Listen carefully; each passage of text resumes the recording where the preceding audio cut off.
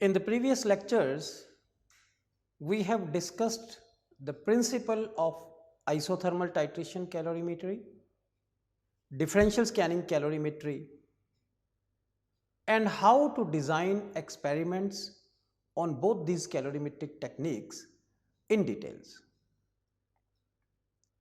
Then we also discussed that depending upon lot of literature over several years in the past,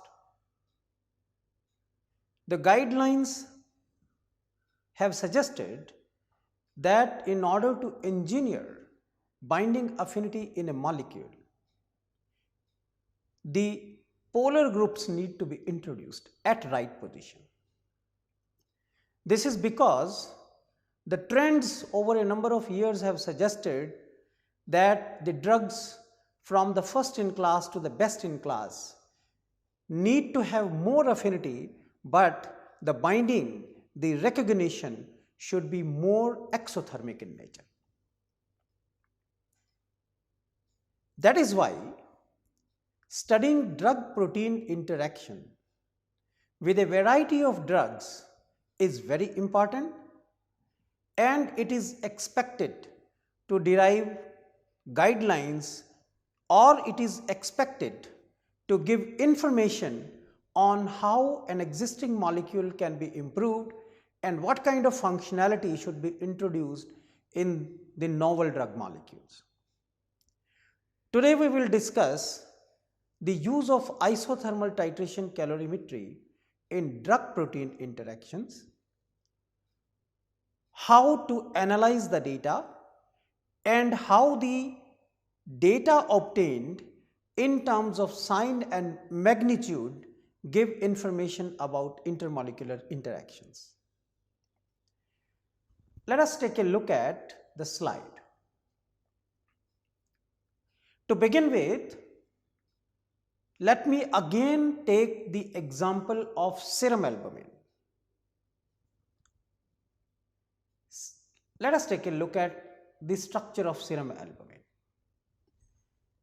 This is the structure of human serum albumin, and as its structure itself suggests, a variety of molecules can bind to it. And once again, recalling my discussion in the previous lectures, that serum albumin or human serum albumin is a main drug transport protein in the living system. It carries a variety of drugs to the target sites, and therefore in order for the delivery of the drug at the target site, the binding affinity or the binding of the drug molecule with the serum albumin has to be optimum. Because if the binding is very tight, it may not be even delivered. Or if the binding is very loose, it may be delivered on the way before it reaches the target site. Therefore, tuning the binding affinity once again is very important. And that is the reason we need to study the binding of a variety of drug molecules with the proteins, the carrier proteins, so that we can get some guidelines towards the rational drug design. Now, let us take a look at the figure again. The comments here I have highlighted in my previous lectures and tell about the significance of studying the binding of drug molecules with the serum albumin. But I would like to notice the last comment once again over here, that albumin has two main drug binding sites, Sudlow site 1 and Sudlow site 2. Sudlow site 1, which is also known as warfarin binding site, and Sudlow site 2, which is also known as diazepam binding site, because warfarin and diazepam bind at these two sites respectively. These are the two main binding sites where variety of drug molecules have shown association. In today's lecture, I will take example of three drug molecules. The first drug molecule is naproxen. Naproxen is an anti-inflammatory drug molecule. Let us take a look at its molecular structure. It has hydrophobic content. This part forms hydrophobic content, and it also has an ionic character because COO minus group will impart negative charge at the end. The second example that I am going to take is that of amitriptyline hydrochloride. Amitriptyline hydrochloride is an antidepressant drug molecule, and once again taking a look at its molecular structure, it suggests that the hydrophobic content of amitriptyline is higher than the hydrophobic content of naproxen. And the third drug molecule that I will use in discussion today is methimazole. Methimazole is an anti-thyroid drug molecule. The reason for choosing these three molecules for discussion is because of the difference in their structure, the difference in their hydrophobic and ionic content.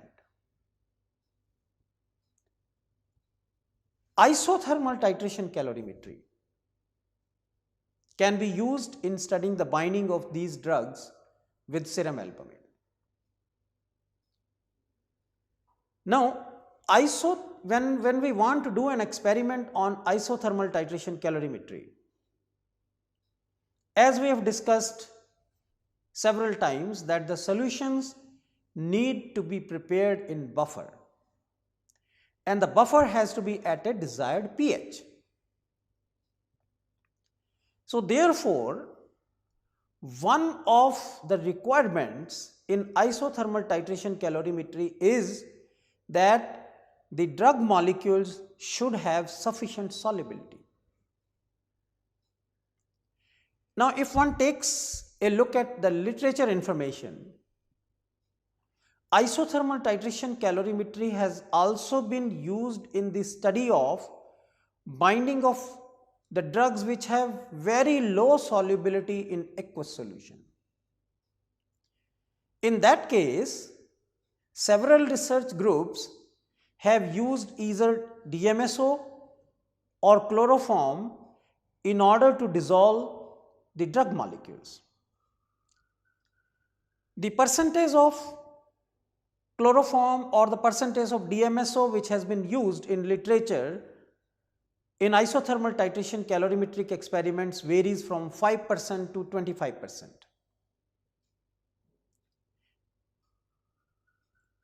A word of caution: when one uses these kind of non-aqueous solvent at such a large percentage in the drug binding studies is that simultaneously one must evaluate the effect of these non-aqueous solvents on the conformational stability of the protein.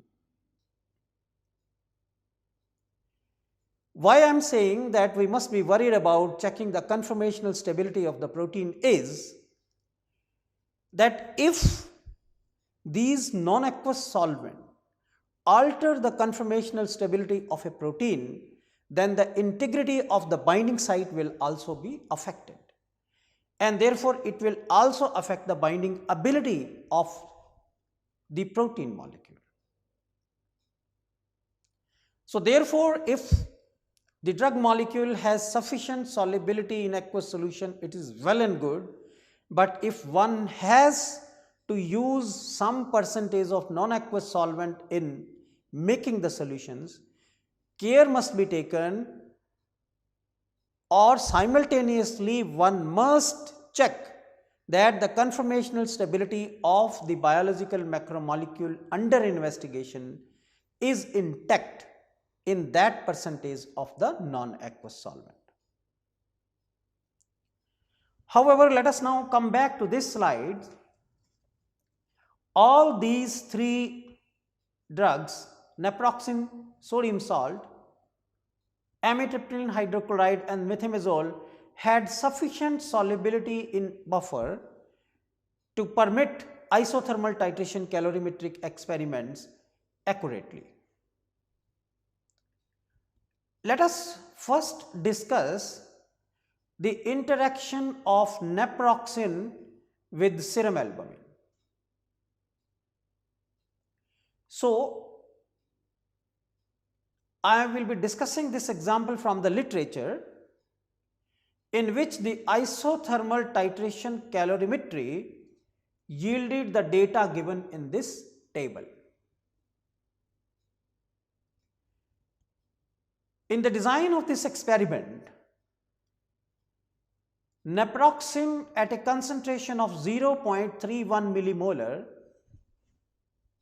was taken in the syringe, and bovine serum albumin at 0.045 millimolar was taken in the cell.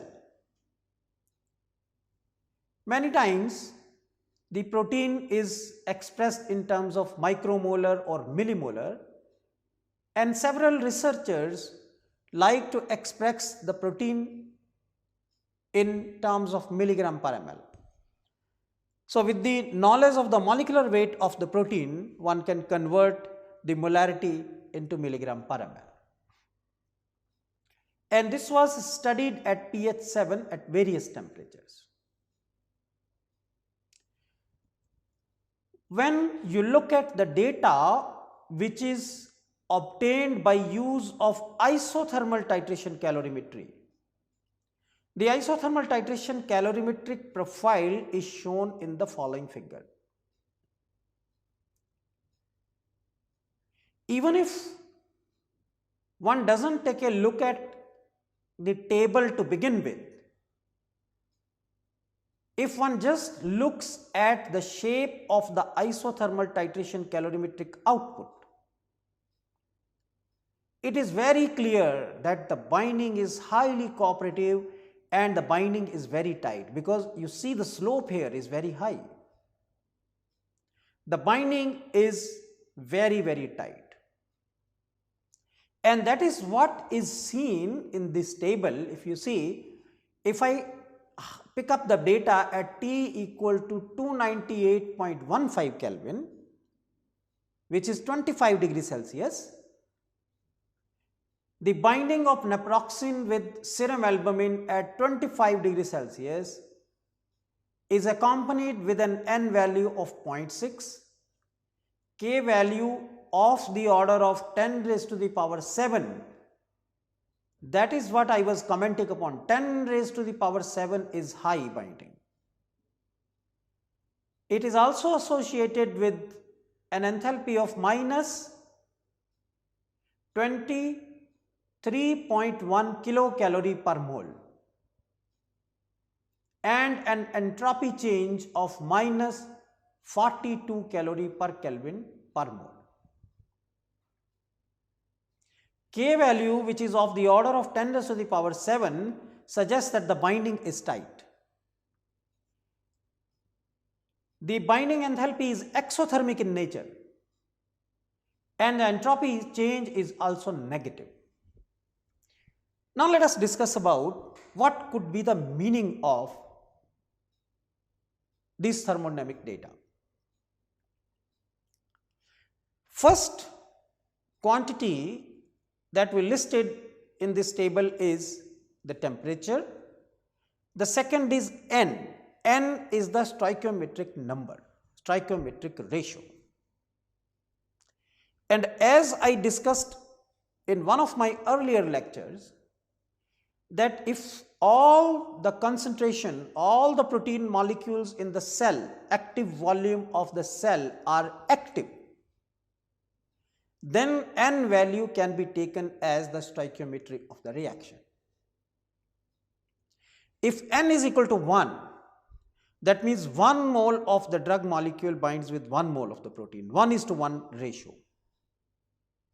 If n is equal to 2 according to a single site binding model, that means 2 molecules or 2 moles of the drug are binding per mole of the protein. And if n is equal to 0.5, that means 1 drug molecule is shared between 2 protein molecules. Once again, first of all, we have to establish that whether n is equal to or n can be taken as the stoichiometric number, stoichiometric ratio. As I said, that can only be taken if all the molecules in the cell, active cell volume of ITC are fully active. And then appropriate interpretation can be assigned to the value of n. The second thing which we observed in this table in the binding of naproxen to serum albumin is that delta H is negative. And negative value of delta H clearly demonstrates, clearly suggests that the interactions are polar in nature.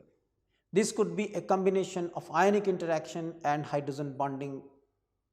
These are the possibilities, which is also supported by the negative value of the change in entropy. Now let us go back to the slide and take a look at what more we can discuss based upon this example taken from the literature.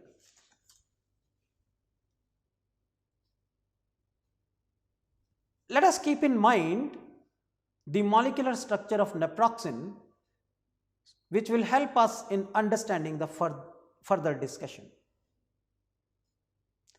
Now,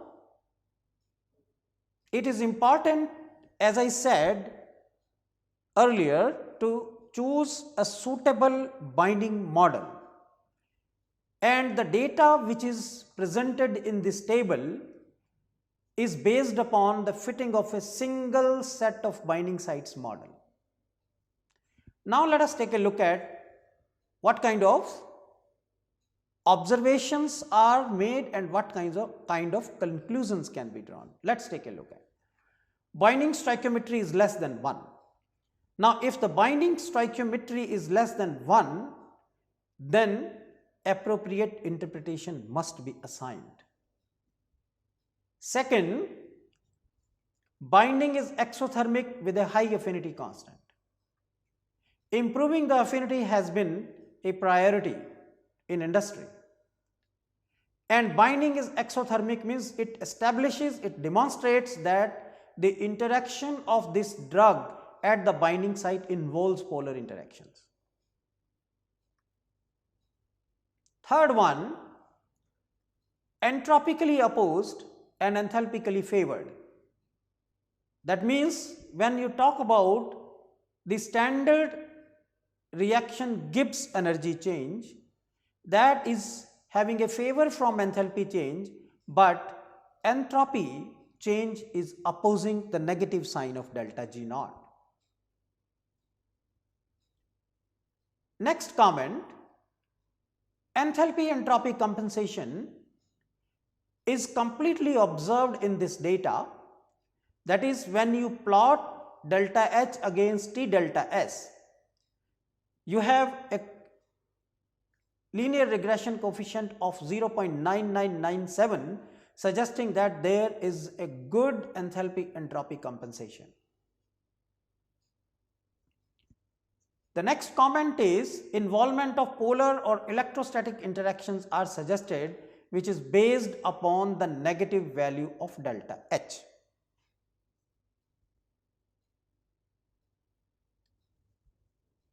Van 't Hoff enthalpy is equal to calorimetric enthalpy. How do you calculate Van 't Hoff enthalpy? We use this temperature dependence of binding constant and calculate the Van 't Hoff enthalpy. In this particular case, what was observed is the Van 't Hoff enthalpy calculated from the temperature dependence of binding constant is equal to calorimetric enthalpy at a given temperature.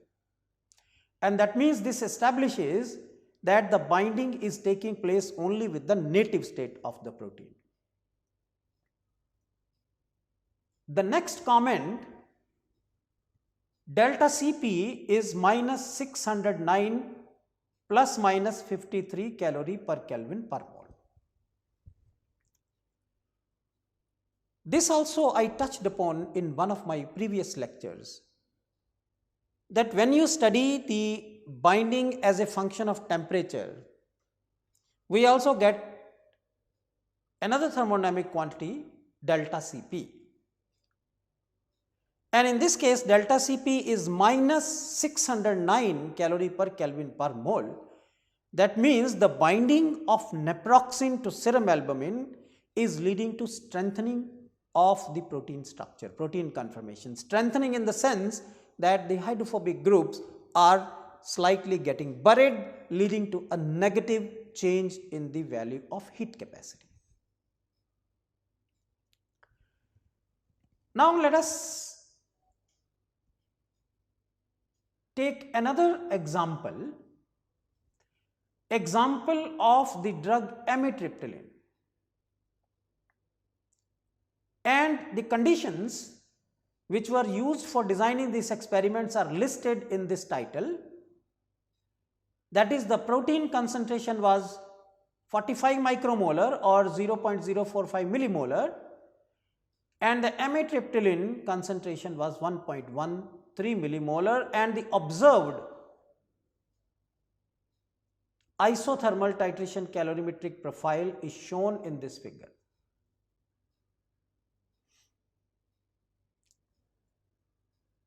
Now, first thing is, again as discussed earlier, that even if we ignore the numbers given in this table, we just take a look at the figure, the ITC output clearly suggests that the binding must be weak, because the cooperativity in the binding isotherm is very, very weak. And then if you look at the tables, the values reported in the table, the K values are of the order of 10 raised to the power 4. In case of naproxen, we observed the K values of the order of 10 raised to the power 7, and the binding profile was very cooperative. Here it is not that cooperative, and the binding affinity is of the order of 10 raised to the power 4. At the same time, if we know delta H, thou the values are negative, but the extent of exothermicity is also less now compared to naproxen. Whereas delta S has now become positive. In the case of naproxen, the values of delta S were observed to be negative. Once again here, a single set of binding sites model was used to extract these thermodynamic quantities. Let us take a look at the next slide. This was the shape observed with binding of naproxen with serum albumin, clearly suggesting that the binding is very, very strong. And this was the shape observed with the binding of amitriptyline, and you see the cooperativity. The cooperativity is high over here, the cooperativity is low over here. Obviously, this is strong binding, this is weak binding. So, just by looking at the shape of the ITC profiles, the first immediate conclusion that comes in, that in which case the binding is strong and in which case the binding is weak. Let us take a look at the next slide. For amitriptyline, the binding constant is of the order of 10 raised to the power 4. Enthalpy of binding is much less exothermic. So, therefore, what conclusions we can draw? Conclusion number 1, yes, the exothermic is binding. The binding is exothermic, although the extent of exothermicity is small.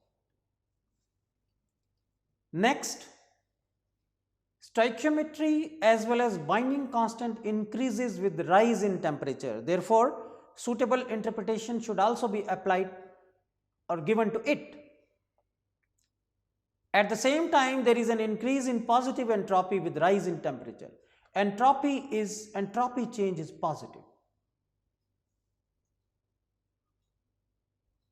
Enthalpy entropy compensation plot in this case is also linear.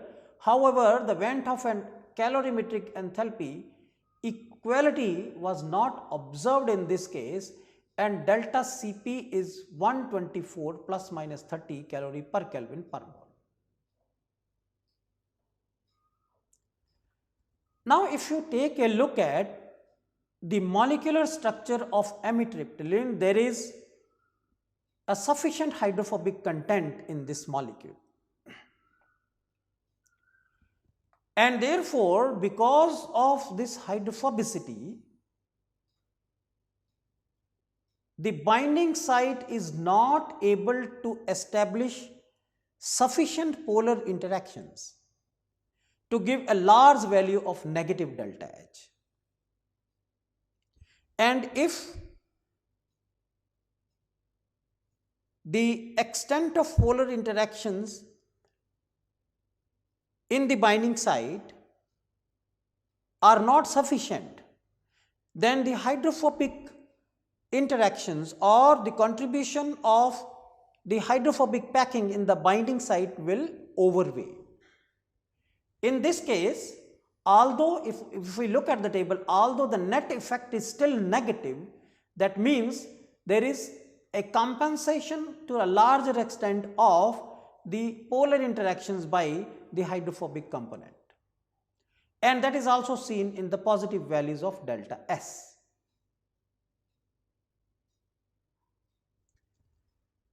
Now, let us take a look at the third drug, methimazole. The isothermal titration calorimetric profiles of the interaction of methimazole, which is an antithyroid drug, did not show any cooperative ITC profile, did not show any cooperative change in the heat profile. It is just flat, which clearly suggests that this drug is not binding. Now, here again, let me highlight that rarely this can also happen, that one may not see any change in the heat profile in isothermal titration calorimetry. That is, the delta H is 0. But if delta H is equal to 0, can still the binding take place? Can still the value of delta G naught be negative? Answer is yes. Delta G naught can be negative as long as the delta H naught and delta S naught together impart a negative value to delta G naught. If delta H naught is 0, that means delta S naught should be sufficiently positive, should be positive to make delta G naught negative. This can also rarely happen. Nevertheless, let us take a look at this figure. This suggests that the methimazole does not bind to serum albumin, whatever concentration of methimazole we take. And then what was observed in this report is that even if you partially unfold, so now what was tried in this report is that the conformation of serum albumin was slightly loosened by adding some additive, that is, by adding some surfactants, with an idea that if you add surfactant at certain concentration, the conformation may become slightly loose and it may offer some binding site to the incoming molecule. Let us take a look at the slide. What was observed is that even if the surfactant was added at different concentrations, still the binding observed was almost nil. There was no change in the binding profile. These results suggest that methimazole, which is an antithyroid drug, does not bind to serum albumin. Therefore, serum albumin is not a good transporter or carrier of this drug in the bloodstream. So, what we have discussed in this lecture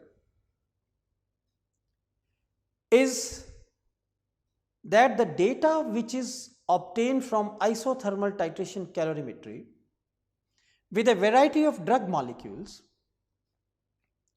first of all, the shape itself will clearly give you an indication of the relative strength of binding.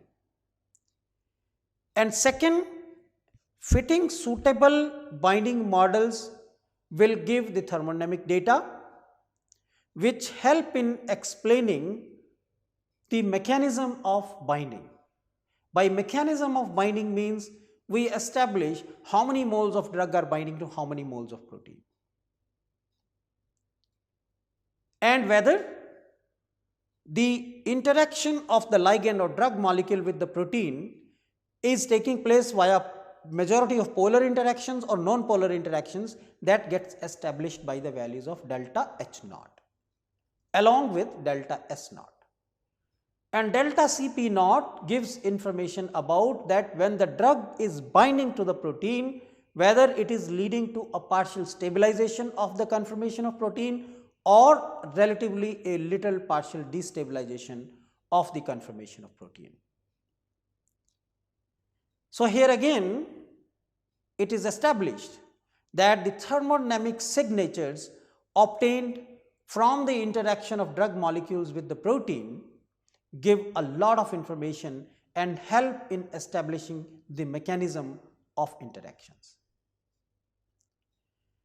In the next lecture, we will discuss how to design experiments to further confirm whether the interactions are ionic in nature, polar in nature, hydrophobic in nature, or involve hydrogen bonding. We will discuss all these details in the next lecture. Thank you very much.